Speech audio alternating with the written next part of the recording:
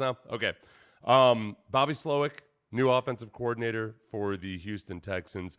2 seasons as the 49ers offensive passing game coordinator. He's been in the NFL for 11 years. He spent time in Washington. It's interesting that a lot of the articles don't mention that he spent 2 years with Pro Football Focus. It's weird because it's kind of a unique thing. There aren't that many coaches in the NFL who have also spent time working at Pro Football Focus. And I know a lot of people don't like Pro Football Focus because of their grades and how erratic and sometimes they don't seem like they make that much sense. They do actually contract with a lot of NFL teams. So for a lot of the real deep dive technical stuff, there are a lot of NFL teams that use their data. That's interesting to me because I think he's seen things from a different perspective. And that's something that D'Amico Ryans had said that he wanted. He wanted a diverse staff, and he meant in terms of different experiences, different teaching styles, all of that. And I think especially kind of like D'Amico Ryans, he's spent time on the defensive side of the ball, and has that perspective. But now he's been under Kyle Shanahan as the passing game coordinator. We'll watch a little bit of him being interviewed from earlier this season. I think it's important to point out that he is a guy that's been highly touted for a while now, and there's just a few different articles about him. As you know, they're always trying to figure out exactly how the hell to replace all these guys. And there we go. Let's see. All kinds of. We got Trey Lance stuff coming up after this too. I'll find this thing eventually. We'll get to Trey Lance too.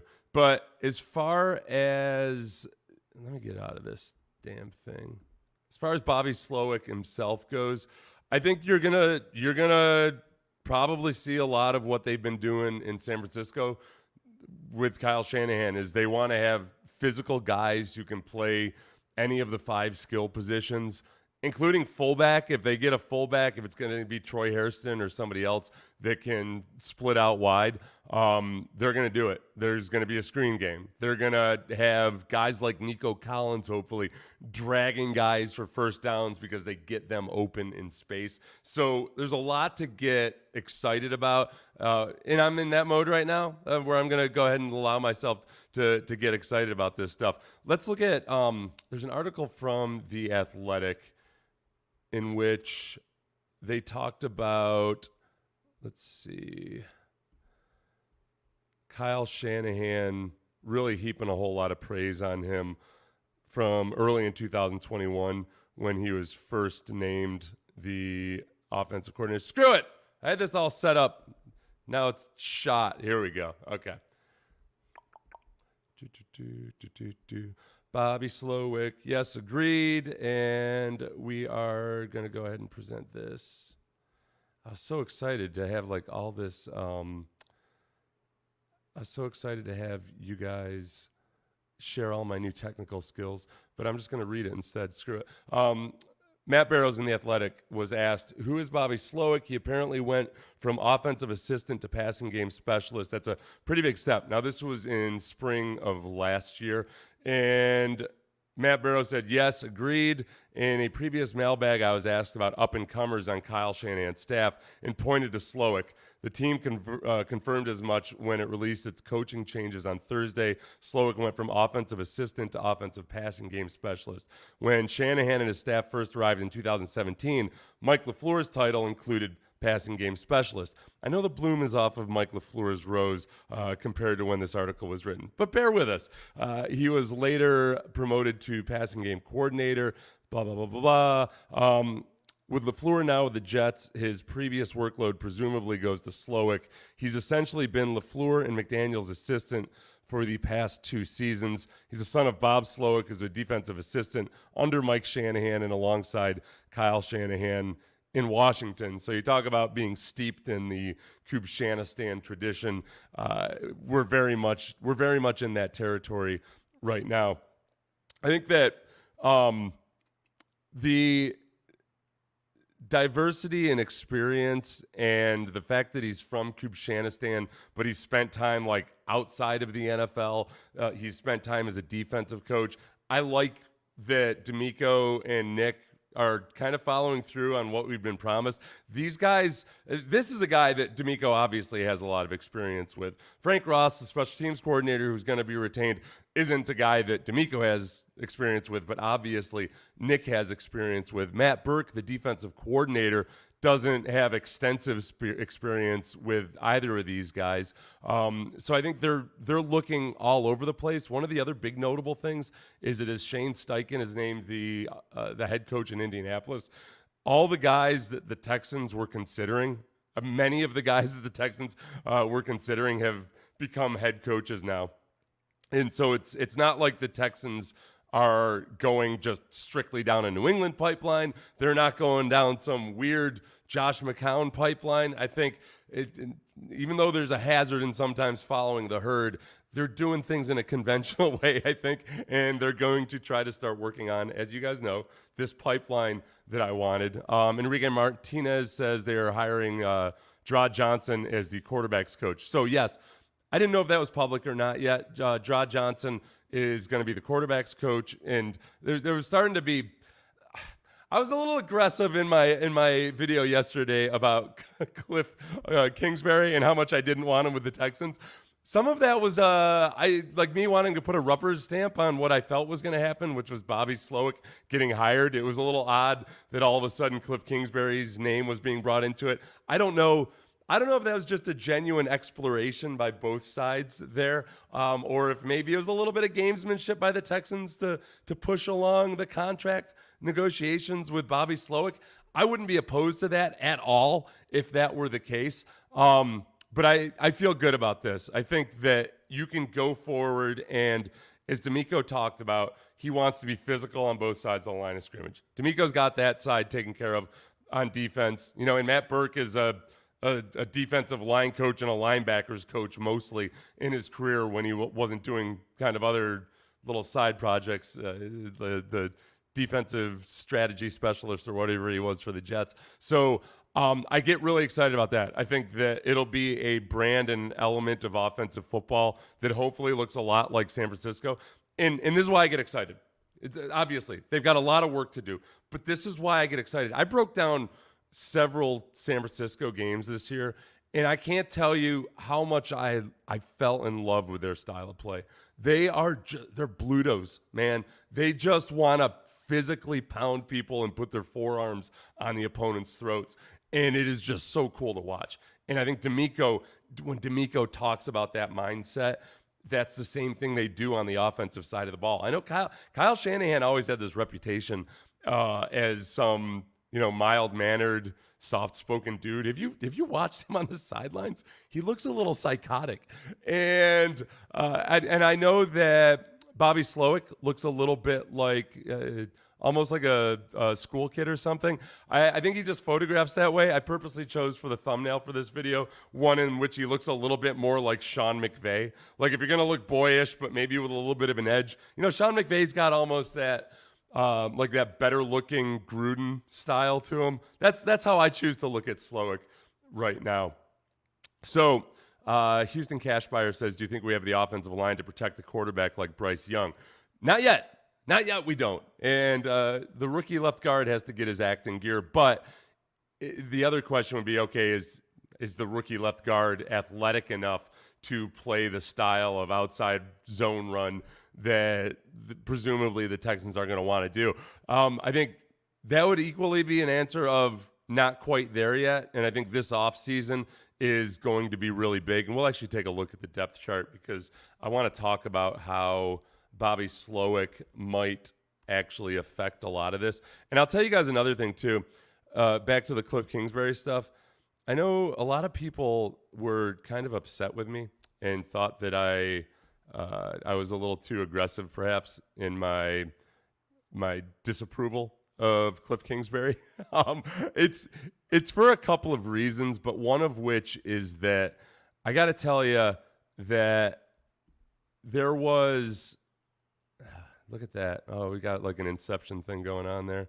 One of my reasons for wanting a Kubshanistani offense, as many of you know, was that I wanted to be able to have interchangeability of coaches. So let's say Bobby Slowik ends up being an awesome coach and gets yanked away to be an offensive head coach somewhere.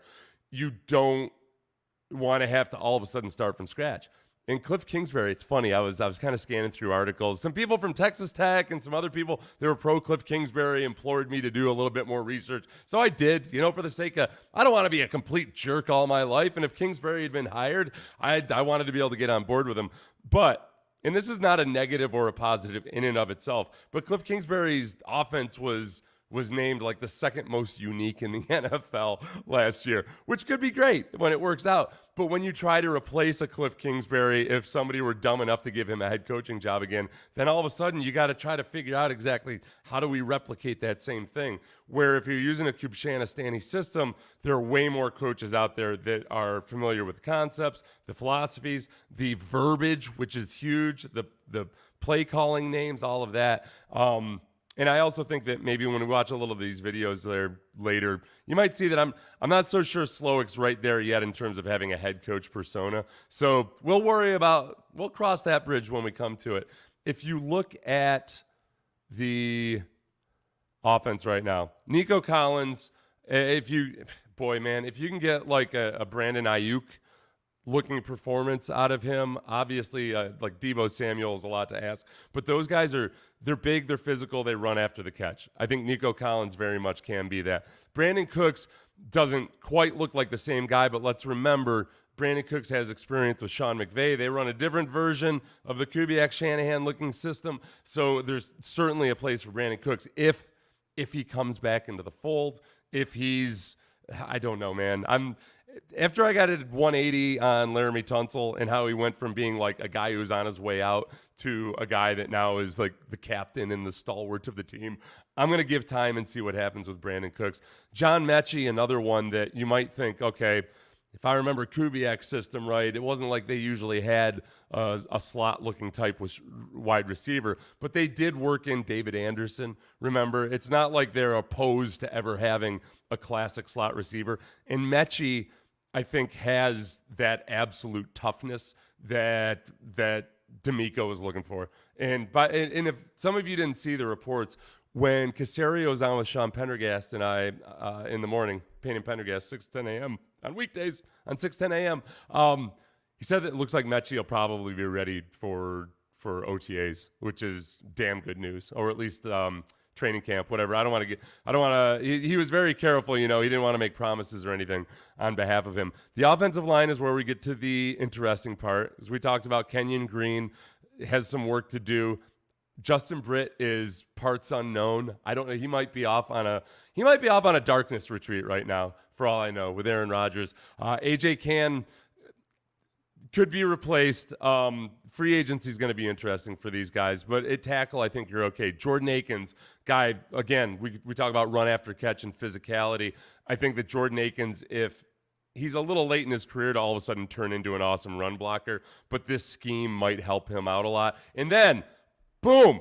Are you looking at where my squiggly little cursor is going? Dameon freaking Pierce. Okay. Last year, I told you guys, okay, you got a little excited. Some of you wanted to forecast 1,500 yards for Dameon Pierce. And I said, look, the Texans in 2021 were one of the worst rushing offenses in the league. And then all of a sudden, lo and behold, Dameon Pierce looked freaking awesome until that worst rushing offense in the league started to catch up with him. And we get what we eventually had, which was poor Dameon Pierce, his body breaking down a little bit. But I think Dameon's going to be freaking awesome in this. Troy Hairston is a huge wild card at this point. Obviously, we know that Kyle Shanahan loves having a fullback, but there isn't just a Kyle Juszczyk dropping off the turnip truck every afternoon. Harrison is still a work in progress. I do think that you're going to get a much better feel for exactly what you have in him. All right, Christopher Brown. Here you go. Oh, okay. I thought he was telling me to calm down. Let me throw this in here real quick. Y'all need to calm down. How do you guys know Young will even get hurt? Quarterback's bigger than him get hurt. Just calm down and let it play out. I've been trying to stay away from the comments until towards the end because I've got all these other technical issues to worry about. So I don't know who's arguing about Bryce Young and his size and everything. It's something that I don't want to be a concern, and yet I'm concerned about it. But I think I agree with Chris in terms of the multiple injury concerns you have with any quarterback. Trey Lance. Trey Lance is, built like a brick bleep house, and he's got injury concerns. And we'll get to the old Trey Lance conundrum a little bit later too. So to recap, as far as coaching changes, Bobby Slowik hired. Cliff Kingsbury, I'm still open to him being on staff. As I said in my video yesterday, I think that Cliff Kingsbury, at least I said in my video notes, I don't know if this made it to the video. Cliff Kingsbury, yes, has some very good ideas, is an innovator in a lot of ways, was awesome with college kids, but I think he got to the NFL despite having a little bit of experience in New England, his rookie year, and as they let him go to meetings and everything. That was in the infancy of New England.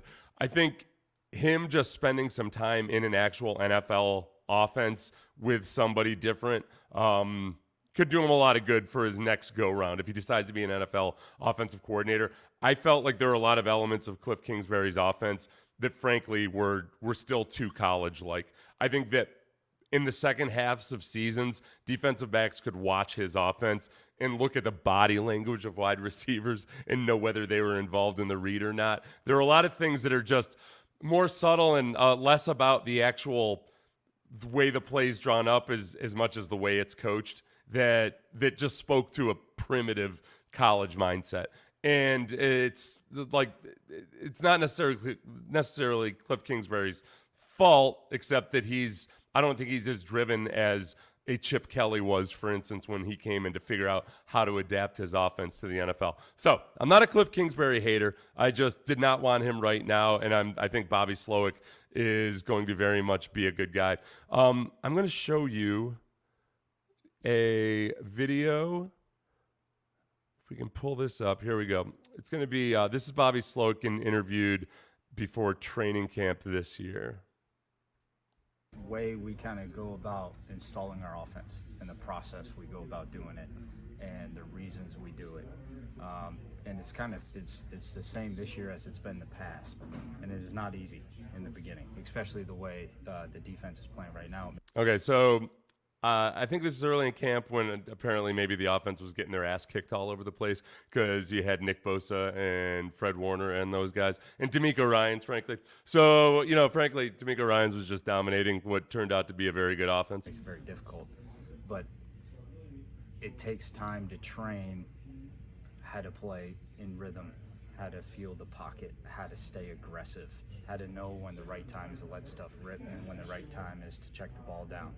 And all the way from the beginning of OTAs till now, all the quarterbacks, and Trey especially, have made just gigantic strides in all those areas. And you can see him getting better every day and every day and every day. And it's been really cool to watch and to watch him gel with our receivers who are making similar strides and what they need to do as far as beating man coverage and some of the looks we've got and all the different zones that we've got on defense. Okay, so talking about Trey Lance there, and this is the huge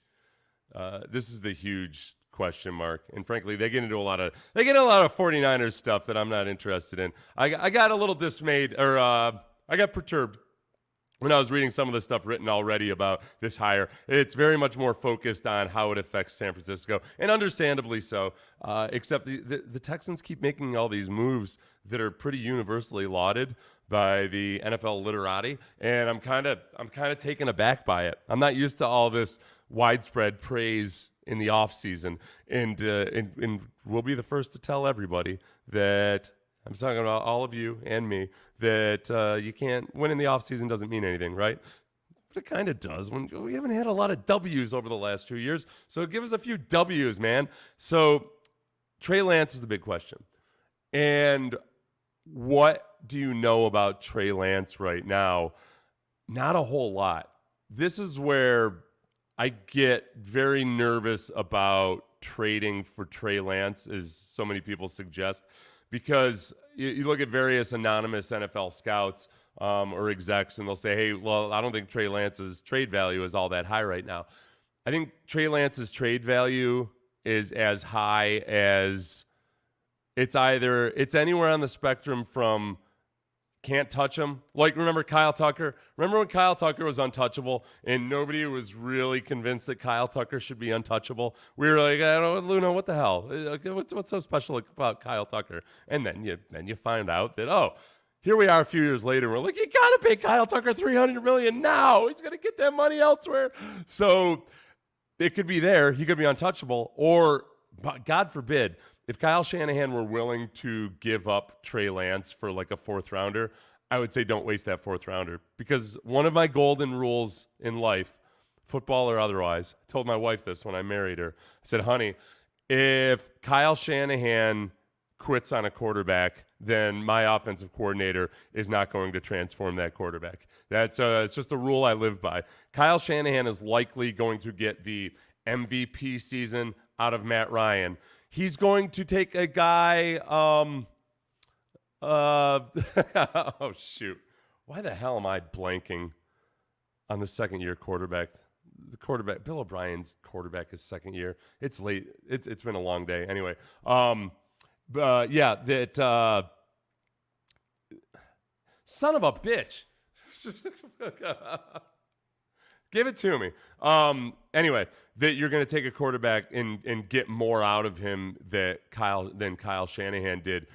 He just has this way of getting the most out of quarterbacks. I think that with Brock Purdy, if Brock Purdy didn't have Christian McCaffrey this year, it would have been a lot easier to tell exactly what Brock Purdy was. The problem was he came in after McCaffrey had been there for a few weeks. Garoppolo had started looking pretty damn good now that McCaffrey was in the mix. And if you look at a lot of the performances out of Purdy this year, he was getting like 10 yards run after the catch out of his receivers. They were just really, really good performances.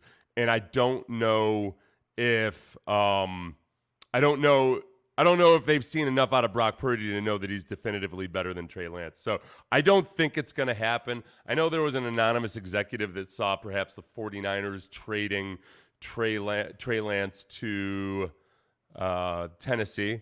And I know there's also reports that perhaps that Tom Brady will go to San Francisco. I'm not buying any of those. As far as Vegas is concerned, Vegas says that right now Trey Lance is the odds-on favorite to be the quarterback this year. I still suspect that will be it.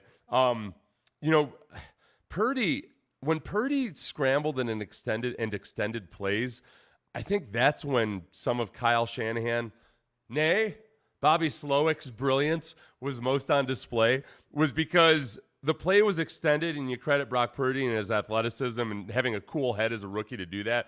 But remember what he was doing a lot of times? He made some great throws, don't get me wrong, but a lot of them were also just wide open outlet receivers because Shanahan and Slowik do such a great job of shifting a defense to the entire half of a field to where the guys that seep back out during the scramble drill, they end up wide open. And that's stuff that presumably Trey Lance could do.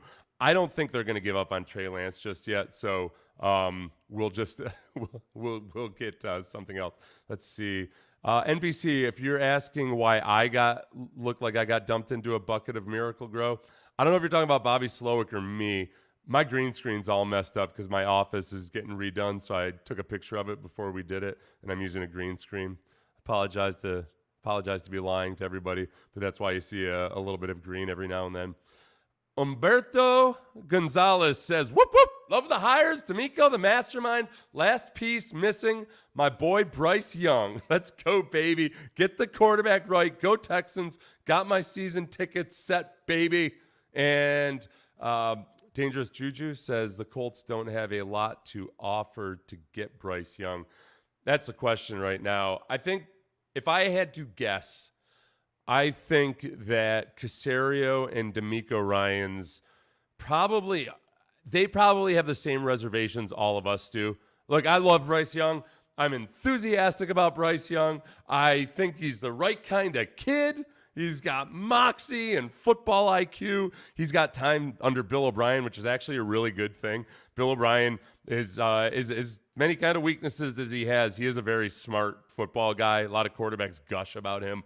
Ryan Fitzpatrick says he changed his career because he taught him to look at the game a different way. So I like all of those things, and I think concerns about his size are somewhat overblown, and yet it's still a matter of just simple physics at times. There's going to be hits. There will be hits that he will not survive that other guys would. And then it just comes down to a matter of statistics. And is he going to be super, super smart in limiting his hits outside the pocket? Is he going to be very, very careful and learn how to fall inside the pocket? I don't worry about him the way, some guys like RG3 and Tua Tagovailoa, two guys that are notoriously bad fallers. They are poor faller downers. And it's the weirdest thing because you just can't figure out how somebody can be that athletic and still not know how to fall properly, and they put themselves in harm's way. I don't think Bryce Young has that disease, so we don't have to worry about that. As far as the other hires, Frank Ross is retained, Matt Burke. Oh, Draw Johnson. So Draw Johnson's a quarterback's coach. Again, I really like what D'Amico is doing in terms of putting his money where his mouth is when he said he wanted to get guys who had different backgrounds, different teaching styles, all of these different things. Because if you look at even Gerard Johnson, he has been coaching in the league for a while now, but he was a private quarterbacks coach for a few years between his playing career and when he got back into coaching. I don't have his resume pulled up exactly, but I mean, he used to come in on Sports Radio 610 a bunch, and I love talking to him. He's just one of these classic guys where you talk to these quarterbacks, man, and you learn something every time. You think you knew a little bit about football, and then you talk to a guy away from cameras and everything, and when he'll talk freely, smack about other people, which Gerard doesn't, but other quarterbacks will. And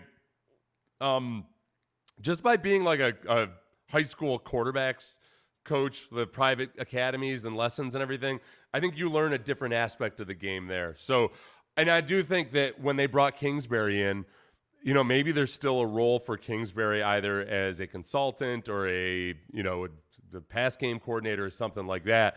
Kingsbury is a guy that has obviously a much different background and experience in a much different type of system than Kubiak, Shanahan, or Slowik. So I like and admire the fact that they wanted to talk to Kingsbury. I didn't really think it was a genuine interview at the time. And I say at the time, everything, it feels like we're in a warp speed zone where that was yesterday. That was 2 days ago. It feels like a week ago.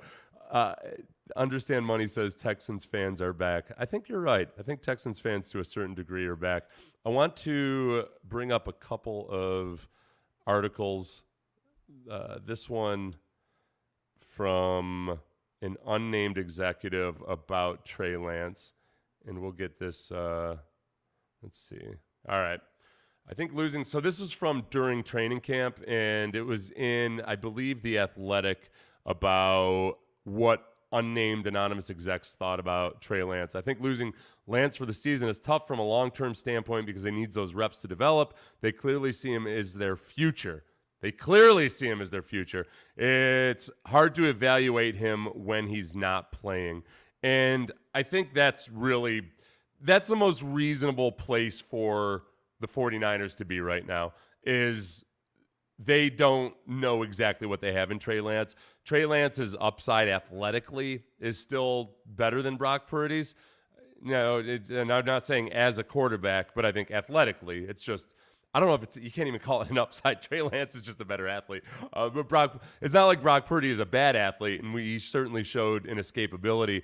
But in terms of arm talent and pure physical traits, I think they still see some upside there that Trey Lance has, and they want to find out what that is. I don't think that they don't have to worry about losing Brock Purdy anytime soon. Both those guys are on the rookie contracts. So at this point, although I don't think it's likely, I think there's a better chance that Garoppolo ends up in Houston than Trey Lance. And I don't want them to trade the farm right now for I don't want them to trade the farm away or all their draft picks more specifically for Trey Lance. This was the unnamed executive that thought they'd trade Trey Lance to Tennessee, and then the 49ers will end up in Brady, and Brady will play 1 year for his home team, and they will have Brock Purdy as the backup. This sounds like this guy was just drunk. And I was like, I'm going to trade Trey Lance to Tennessee, and then they'll have Brady, and Brady will play 1 year for his home team, and then they'll have Brock Purdy as the backup. That's the chatter. They have the defense already. Brady wants to win one more, and this is right up the 49ers' alley. I'll stick something up your alley, buddy. I don't think anybody's going anywhere. I don't think that I don't think that that's going to happen. I think Brady's done. There's also one unnamed scout in that article that I can't pull up right now, where he basically said, what are all these other anonymous execs smoking? Like, who's going to trade? Who's going to? Oh, it was in the Aaron Rodgers trade, because then there's all kinds of Aaron Rodgers speculation too. I did just start. Did any think? Tell me if I'm crazy, or tell me if I'm like overlooking something. Now that there's actually positive vibes around the Texans. Is there any way? Is it possible that Aaron Rodgers would come to Houston? Let's think about that out loud for a minute. Okay, so Aaron Rodgers is going to go on his 4-day darkness retreat. By the way, I've done a lot of research on the darkness retreat. It's been interesting stuff. It's basically after a certain amount of time in complete darkness, your body starts releasing, I think it's DMT. It's some chemical that causes hallucinations. It's somewhat similar to ayahuasca or magic mushrooms, some of the psychedelics. But these people have revelations and huge life-altering events. It goes back to for centuries and centuries where different religious traditions or monks or whoever has gone and meditated in caves for a week at a time. A lot of it is to bring about these visions. So that's what Aaron Rodgers is doing. Frankly, the 4-day version sounds a little lightweight from what I've been reading. It seems like the really good stuff just starts kicking in on day 4. So I don't know if he's half-assing it. He should go 7 days. But all of that aside, if he comes back and he's all in on playing football, would you be opposed to Aaron Rodgers, who already learned this offense or a version of it from Matt LaFleur and would be able to step in to something? Who I think Aaron Rodgers just hates the executives in Green Bay. The more I just look at the whole situation, I don't think he likes Murphy or Gutekunst. That's just my gut feel on it. And he just doesn't, as he's preaching peace, love, and togetherness, I don't think he wants to be the guy that comes out and just flat out says, hey, fire these guys. Can you guys please read between the lines? Because I love everybody, but fire those guys. I want their jobs. I want their heads on pikes. So tell me if I'm crazy to even consider whether or not Aaron Rodgers would come here. Personally, I'd rather just keep working like in a normal. We've had 2 years of tanking. The normal growth curve here is that for these next couple of years, we'll do some genuine building and actually get better at football. Let's see. NPC. Oh, that was the one we already did. I've lost these all. Clint Kubiak, and there was a report about the Kubiaks and what they're doing. I'm going to be honest with you. This is what happens if you name your sons and they all start with the K and your last name's Kubiak. I can't remember which one is Clay and which one is Clint. I believe Clint is the one that's a little bit more experienced in the NFL. Clay was the one that was coaching at Strake. And Clint is, I believe, is he taking a job with the 49ers? Somebody tell me. Brady's done, bro. Yeah, I believe you, James. Gronkowski looks drunk on Fox NFL Sunday. I believe it. I think Gronk's doing a great job. I think he's getting better. I think that Gronk needs to find that balance between doing whatever the producers tell him to do that might be goofy or stupid, but then also I think sometimes he tries to sound he's trying to sound like, when Beavis would have like that moment of brilliance and he would like reel off something super intelligent, like he just got kicked in the head by a horse and it reversed whatever brain damage he had. He's got to stop trying to go there. Seth, your thoughts on the Gerard Johnson hire? I talked about this a little bit earlier, but I'm very, very excited about this. I know Gerard just a little bit personally from when he used to do guest hits on Sports Radio 610. I think before I was full time, or at least when I would see him like when he was coming into the afternoon show and I was leaving the midday show. And I always really enjoyed listening to him and learning about football from him, being able to ask him questions. I like that he's got a very broad diversity of experiences, including as a high school quarterbacks coach, working with high school kids and developing them. I think he's got that teacher's mentality. So if you look at Gerard as a coach who also has time, because he was in Minnesota this year. Let's pull it up. Let's have ourselves a day, everybody. It's a day. You know why? I'm going to tell you. I've been telling a few people over at Kirby that I'm just really happy that they're able to just get down to doing football stuff. This has really been 2 years. Oh, here's my thumbnail from now. It's been 2 years of just really a bunch of nonsense, and obviously a lot of it's self-inflicted, but there's a Gerard Johnson. What's that? Hold on a second. Jared Johnson. So there's a Gerard Johnson who's obviously different than Jared Johnson. So I don't know. All right. So Jared started off as a player professionally with the Hartford Colonials in 2011. How's that for diversity of experience? My God, that's awesome. Like I said, I always really liked Jared. Hartford Colonials. Damn it. Let's see. Hartford Colonials, Philadelphia Eagles, Arizona Rattlers, Pittsburgh Steelers, Sacramento Mountain Lions, Seattle Seahawks. Okay, so during all this time, I can remember this now, he would still be coming in the off seasons and doing some work on radio and television and whatnot. But with the 49ers, he did a diversity coaching fellowship in 2017. He was with the Colts in 2019. These fellowships, usually they're just during training camp. Offensive quality control coach for the Colts for 2 years. And then with the Vikings this year, where, again, he's got more experience in that Kubiak-Shanahan system. I like this. I like it a lot. And some of that is just from knowing Gerard, just from what I've known of him personally, and I know how people speak of him. I think he really, let's see, 6 likes, really. Come on, y'all, hit the, 6 likes.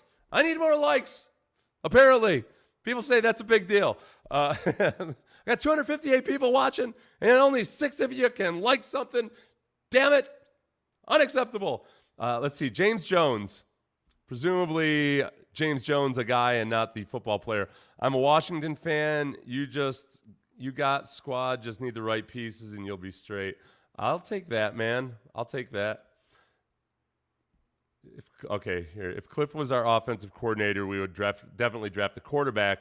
Now that Slowik is our OC, it looks like we're going to get a veteran quarterback, then wait next year to draft a quarterback. I wonder, I understand, I think, where you're coming from on that. Let me leave that up so people could know what I'm talking about. Okay. I don't know if that's a fair assumption to make. I think if you look at Shanahan, let's see, and like, I don't think they're going to try to mimic Shanahan. I'm just trying to go through the process a little bit. I think that if they really like Bryce Young or CJ Stroud, I think they take those guys. I think if there's a guy, if one of the second tier guys is there and mid to late round, whether it's Will Levis or somebody else, I'm not so sure about that. I think then they might start making more long-term strategic decisions. But I think if they really like Stroud or Bryce Young, or I suppose I should keep Levis out there just in case, then I don't think they hesitate to pull the trigger. I don't think you overthink it. This notion that you got to wait until you have a good offensive line to draft a quarterback is a really hazardous one. Because for one, I think you underestimate how quickly an offensive line can change. Look at Indianapolis this year. One big thing that happened with Indianapolis was nobody on earth, I don't think, expected that offensive line to all of a sudden fall apart.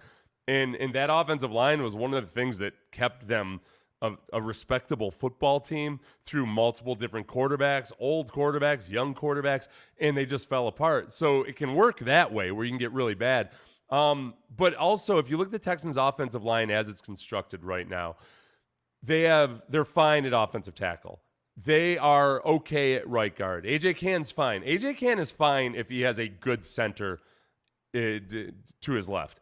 And then I think it's really just a matter of Kenyon Green and what does he turn into. So in the offseason, you draft a veteran swing interior offensive lineman. I think that if you need to, if you've got a young quarterback, you've got that veteran free agent there for you. But still, you gotta play it out with Kenyon Green and see what happens. But if you do get a good center, and it's not a great year for centers, but I'm just saying a viable center. I mean, look at Justin Britt was a guy that a lot of people thought was going to be out of football forever, and he came back and he was just kind of scratching and clawing his way into staying in the league. I don't think if he had been on another team, he would have made it to training camp this year before whatever the hell happened to him. So that alone, and just putting a viable center in there. I believe Ben Jones is a free agent, unless they did something. I'd welcome. Oh boy, I'd welcome that bug-eating bastard back so quick. And it's not like he's at the height of his powers or anything, but that could really tie things together. So, like the Rug in The Big Lebowski, he could tie things together. And if you take let's say Ben Jones at center, you got AJ Cann at right guard, either an improved Kenyon Green or a veteran swing left guard, and then all of a sudden you got a viable offensive line. More than anything, though, and I really believe this still, a lot of the issues with the pass protection through the years, and the pass protection wasn't as much of an issue as the run blocking this past year, but a lot of the issues just with the offensive line in general were more about the overall scheme and a lack of clarity for responsibilities, sometimes overly complex rules as to how guys are supposed to sort things out. And this offensive line, I think, can be good enough to handle a young quarterback, easily enough that you shouldn't let it detract. You can't sit there and say, well, we're going to wait until everything's perfect. We're going to wait until we got the best offensive line. We're going to wait until we got great wide receivers. We're going to wait until we've got both a Rob Gronkowski and an Aaron Hernandez. You can't wait until everything's perfect. That's like if you wait until everything's perfect to have a child, then you're 65 years old, and then that's not perfect. Think about that. If you wait too long, don't have kids. Don't have a kid to save the marriage. Okay? My God, don't be one of these people. Don't think that you're going to save the relationship by having a kid. Okay? So as soon as you start thinking that way, that relationship is over. So there's a right time. I think right now we're ready to have a child in the form of a child-sized Bryce Young, and it's a matter of okay, we don't have the job we want. Maybe mom's still going to night school to get her associate's degree. I'm still working a double shift, and it's not perfect, but you know what? We'll have stability at home, and we'll love the kid. So let's have a kid right now, and we'll rescue a shelter animal, and everything will be perfect. So that's where I am right now. I feel good enough about this offensive line that I think we could do it. Clint is the Kubiak who's been coaching at the NFL level for 7 years. Clay is the younger one who's still kind of at the quality control level. Thank you for clearing up my Kubiaks. There's a baby Price. Okay. Oh, okay. So as far as why they won't take a quarterback, Donovan Jackson says, I think that the running game will be emphasized this year and then run bootleg off of that. Yes. What kind of an offense should you expect? I think that, in the old days, it was a whole lot of bootleg. Defenses have gotten savvy about how to shut that down, so you use it when it's appropriate. But the play action especially, and I do think that's where the appeal of Trey Lance probably with Kyle Shanahan still comes in, that he ran a system that was very similar to the 49ers in college. So I think, what did I say? Kubiak, Shanahan. I think Shanahan probably feels like Trey Lance, once he gets comfortable in the NFL, has a lot of that residual time spent, the reps taken in an offense that's similar to that aside from the bootleg and the play action, as they start to assimilate a lot of the RPO and Trey Lance's athleticism itself, not to mention his big arm, like that deep shot that they love to take if they can set it up with the play action. I think that's what appeals to him about Trey Lance.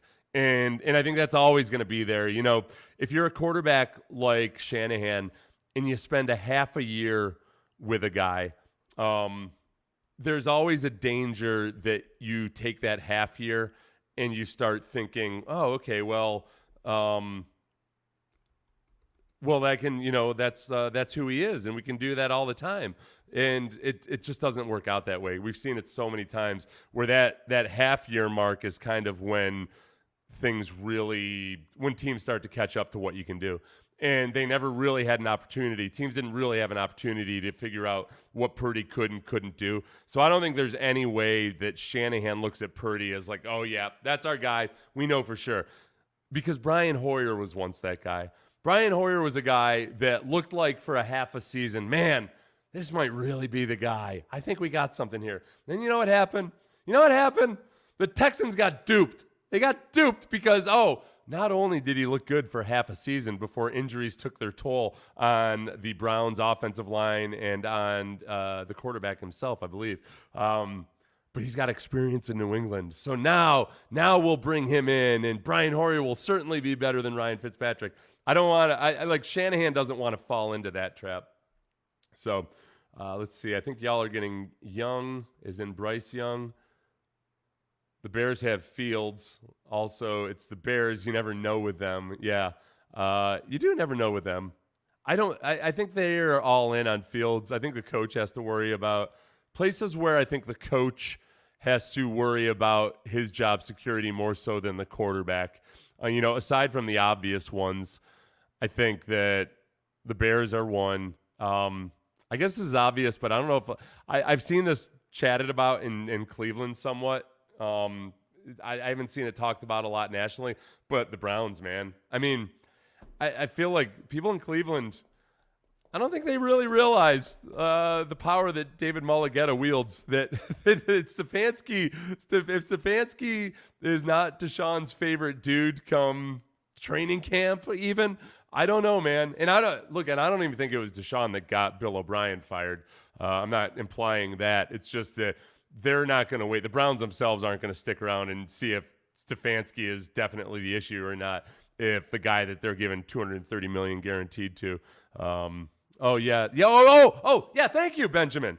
We got duped with Osweiler. Yes, okay, that's a much better example. Okay, my rule is if Kyle Shanahan quits on a quarterback, then you are unlikely to get a better effort out of that quarterback with your own offensive coordinator, no matter who it is. Like Kyle Shanahan is here, and everybody else is either here or lower in terms of getting the most out of a quarterback. So likewise, Kubiak, who had a history of getting the best performances out of guys individually. So not talking about whether he elevated guys to Pro Bowl status or Hall of Fame status or anything, but I feel like Kubiak had a very good ability to take a guy like Sage Rosenfels or Matt Schaub or anybody like that and get the best out of them. And that's what he did with Osweiler. I mean, Osweiler left his best football a mile high in Denver, and he left it there for good. We know that. And yet it was enough that the Texans said, hey, look at that. If we could, Bill O'Brien's got to be as smart as Gary Kubiak, right? No. So that's what you got to be watching. Let's see. You missed. Oh, stop it, man. Somebody made a slur of Brock Osweiler's name, and I will not abide that, my friends. I feel like for the first time since the DeAndre Hopkins trade, and let's be honest. Well, yeah, I guess really so the first time since the Kansas City loss in the playoffs for sure that the Texans have a good shot at being on the right path. And I'm almost being too. I don't want to get ahead of ourselves. You don't want to start getting too big for your britches this early in the offseason. But at the very least, the reasons that people are excited about DeMeco Ryans are very, very valid reasons to be excited about DeMeco Ryans. You guys know that I've known DeMeco Ryans for a long, long time, and I'm really excited to see what he's able to do with this. The only thing I worry about with DeMeco Ryans is that he might not be a big enough jerk, because sometimes that holds guys back. So you got to learn kind of like with Pete Carroll. Pete Carroll learned that he didn't have to be a jerk. He just knows that in pro football, the biggest motivator by far is fear of losing your job. And I don't mean just even your paycheck, losing your job as a starter. So the one thing the 49ers have done such a great job of is, or at least they did until everything just kind of got too big and toppled over on itself. They had these guys that were just hyper competitors. And D'Amico's different than Pete Carroll in a lot of ways, but I think that D'Amico is one of those guys that A, understands pro football and understands that guys want to do well at their jobs and are going to compete. But B, when you hear Brian Cushing talk about D'Amico, he has this quality where you don't want to let him down. Like you're terrified that you're going to let him down. Like I don't want to let D'Amico down. And that's a powerful motivator, especially for young men. I think D'Amico has that that ability. And he still looks like a young guy to me, but now I just realized on my 48th birthday that I'm kind of old. So I think to a lot of these young guys, without getting overly dramatic about it or anything, I think there is that kind of uncle-like quality or big brother type of quality that a lot of young guys in the NFL respond to. And D'Amico has that. I think that was a lot of the sway he had over guys was for a lot of young guys that sometimes have issues trusting coaches or trusting just older guys in general. Like they feel like D'Amico is a guy that's in their corner and is looking out for them and trying to get the best out of them. Obviously, it's pro football, so you can't be in everybody's corner all the time. But I am excited about that. Let's see. The only thing Brock learned from Manning was how to talk to the media. They hyped him up so much from being under Payton. Yeah. Brock. What was your guys' favorite Brock Osweiler memory? Like, honestly. Like, what was remember that throw he made? What was that really nice throw he made in the last seconds of a game? See, I blocked it out. And it was a prayer of a pass, and it was just a really nice catch. But that was probably the high point for him.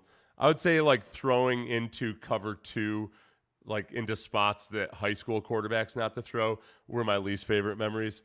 Every interception tells a story, except for Brock, in which a lot of them told the exact same story. That was a really ironic thing about Brock saying that, was that a lot of Brock's interceptions all told the same story, no matter how much he said. Oh, yeah.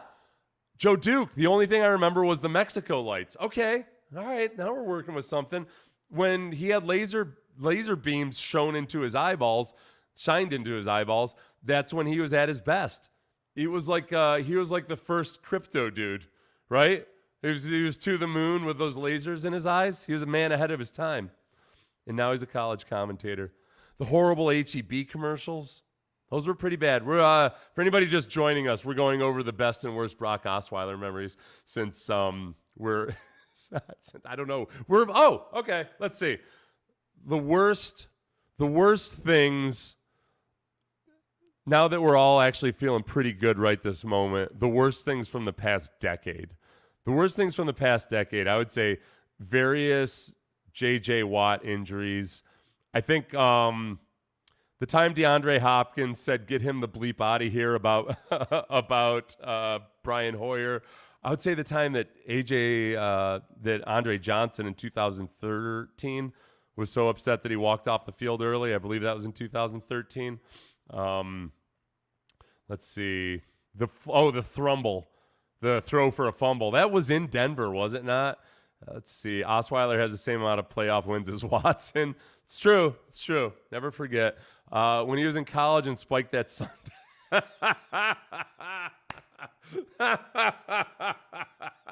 I forgot about. Yes. Oh, yeah. I got to get a producer so we can pull this stuff up. You guys know what happens when I try to start pulling this stuff up on my own. Don't have one. He was dreadful to watch. Another buddy says that, when he, okay, there we go. Let's see. The trade was my favorite part of Brock Osweiler.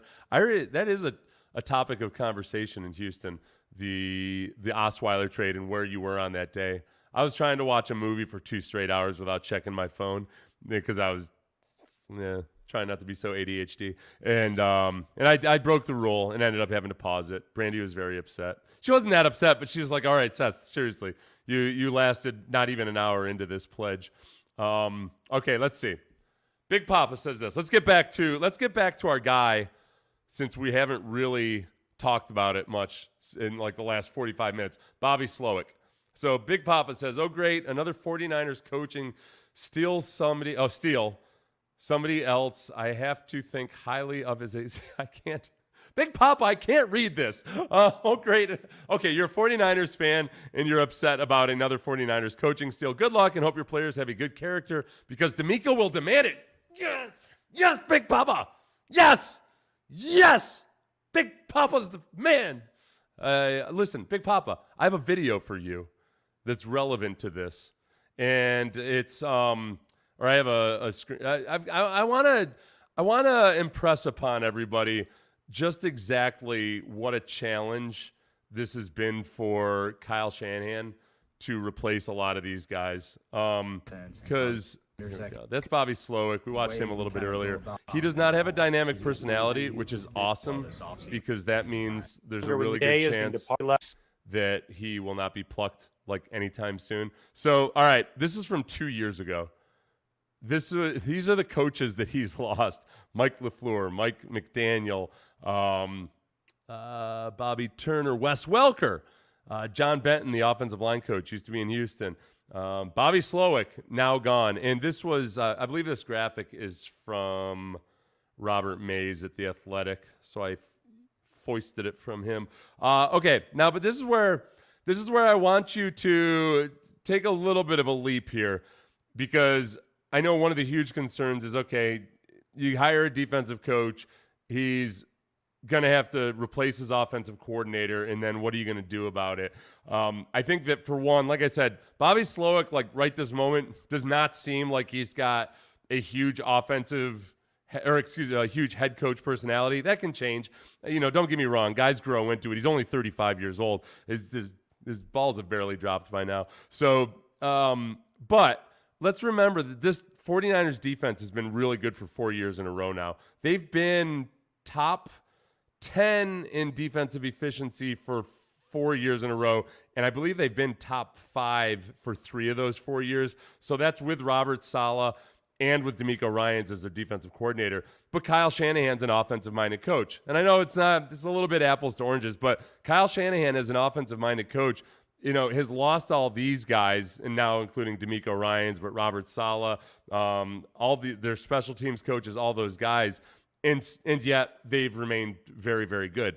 And I think part of it is simply that Shanahan hires, and then I think cultivates guys and kind of helps them grow into guys that can handle one level above them. With Belichick, I've watched it long enough now that I think one of the reasons that his guys don't tend to do well as head coaches is that he simply doesn't really hire those types of guys. And I don't think it's even necessarily that's his plan. Like, he's not trying to keep guys from doing well or to dilute the competition, and that's his grand scheme. I think that maybe just for him, there's a certain type of personality, like a Josh McDaniels type of personality,